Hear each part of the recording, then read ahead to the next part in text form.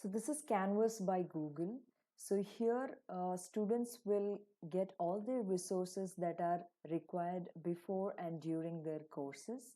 So everything is organized under the topic names and the files are under those names. These are clickable links. You can click on them and it is going to take you to the particular notes where you can download that separately. Okay. And then we have assignment section. So once the assignments are updated, you can just click on the assignment, download the particular file, and then here after completing the assignment, just hit on submit assignment and then choose your file. It can be a file upload or a website URL. It can be a Google Drive link or a Google Colab link. You can update that here and submit your assignment. So once the students are added to this platform, you will be able to see under courses, you're going to click on deep learning and then you're going to land up in this page.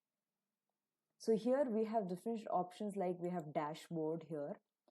So since we've not given any access to the dashboard now to the students, since it's just a single course,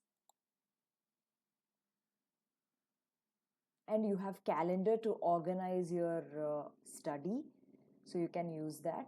And inbox is not we have not enabled the inbox for you. And then you can see what and all work you have done in the past, so that history you can see. So all you have to do is hit on courses and go to your particular course, and then you can also check your account. This is test account now. So this is how it is going to look like. So this is how the structure of the course is organized. So these are collapsible links. So you can open any one of them and then work on the same. So this is about Canvas for students.